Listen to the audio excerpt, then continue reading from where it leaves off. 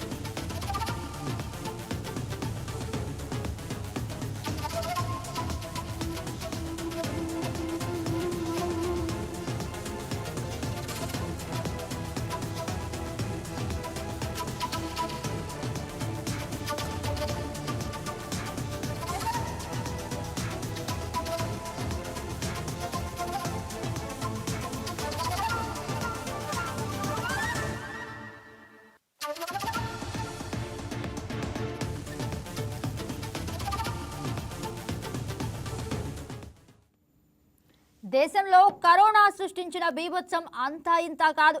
Corona virus కారణంగా భారత ఆర్థిక వ్యవస్థ పూర్తిగా దెబ్బతింది. అయితే ఇప్పుడు దేశంలో మరోసారి కరోనా పరిస్థితులు తలెత్తుతున్నాయా అన్న భావన కలుగుతుంది. కరోనా కాలంలో ప్రజలు ఎన్ని ఇబ్బందులు పడ్డారో మళ్ళీ అలా ఇబ్బంది పడాల్సి వస్తుందంటున్నారు. కరోనా టైంలో మొదలైన వర్క్ ఫ్రం హోమ్ మళ్ళీ వెలుగులోకి వచ్చింది. లాక్డౌన్ కారణంగా ఇంటి నుంచి పనిచేసిన ఉద్యోగులకు మళ్ళీ అదే అవకాశం రానుంది. ఇరాన్, ఇజ్రాయెల్ వార్ కారణంగా ఐటీ ఉద్యోగులు వర్క్ ఫ్రం హోమ్ చేయాలని కంపెనీలు సూచిస్తున్నాయి. వార్ ఇలానే కొనసాగితే ఇంటి నుంచి పనిచేసే అవకాశం మరింత పెరిగే ఛాన్స్ ఉంది. అక్కడెక్కడో యుద్ధం జరిగితే దాని ఎఫెక్ట్ భారతదేశంలో అన్ని రంగాలపై పడటం దారుణం అంటున్నారు. ఇరాన్, ఇజ్రాయెల్ యుద్ధం కారణంగా గ్యాస్ ధరలు పెరగడంతో ఇబ్బందులు తలెత్తుతున్నాయి. గ్యాస్ కొరత కారణంగా క్యాంటీన్ కార్యకలాపాలకు అంతరాయం కలగడంతో ఐటీ సంస్థలు తమ ఉద్యోగులను ఇంటి నుంచి భోజనం తెచ్చుకోవాలని సూచిస్తున్నాయి. కొన్ని సంస్థలేమో వర్క్ ఫ్రం హోమ్ అవకాశం కల్పిస్తున్నాయి.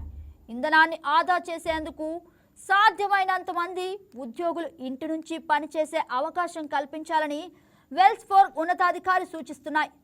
అయితే ఈ నేపథ్యంలో ప్రముఖ ఐటీ సంస్థ హెచ్సిఎల్ టెక్ చెన్నై కార్యాలయంలో పనిచేస్తున్న ఉద్యోగులకు మార్చి 12, 13 తేదీలలో వర్క్ ఫ్రం హోమ్ ఇచ్చింది.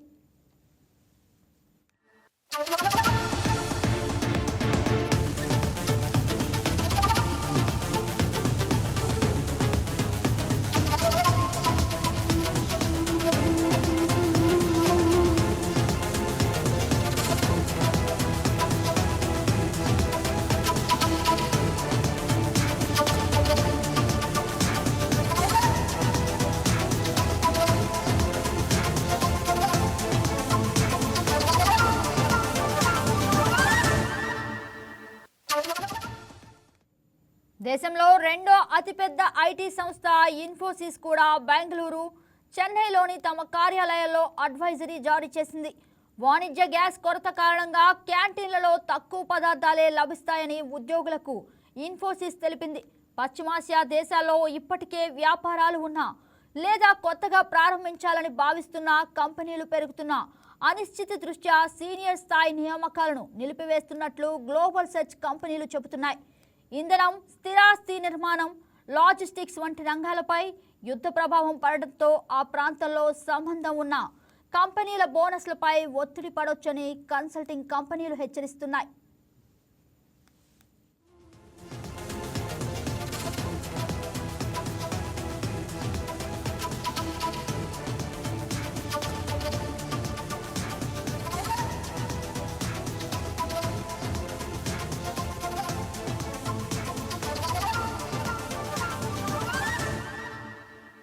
you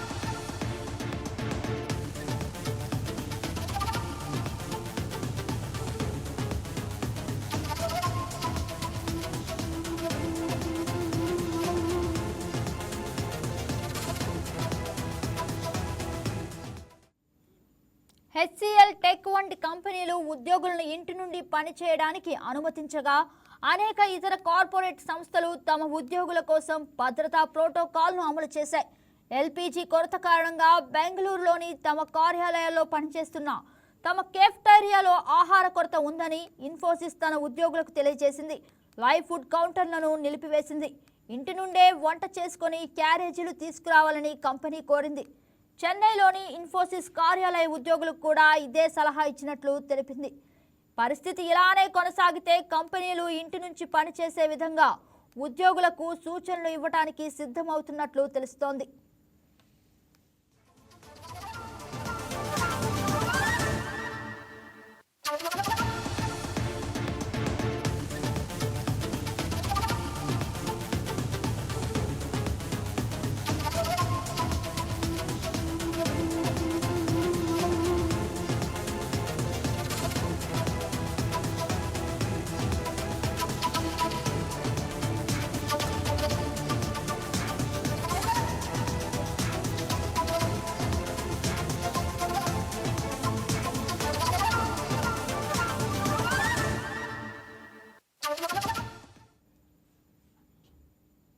ప్రస్తుతానికి హెచ్సిఎల్ కేవలం 2 రోజులు మాత్రమే ఈ వెసులుబాటు కల్పించింది.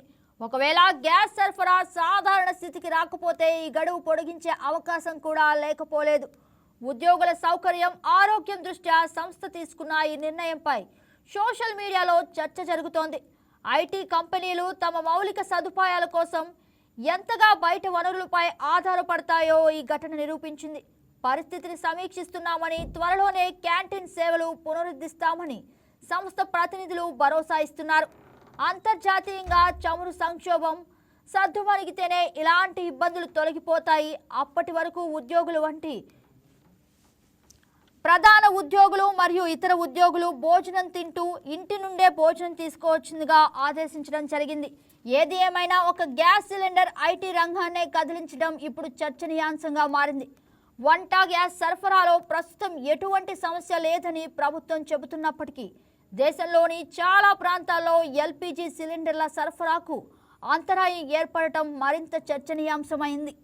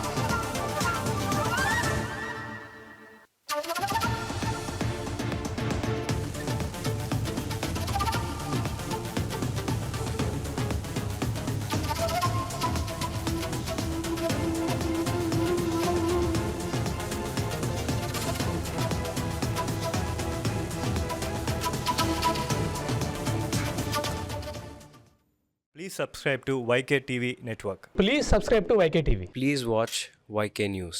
Don't forget to subscribe YK News channel.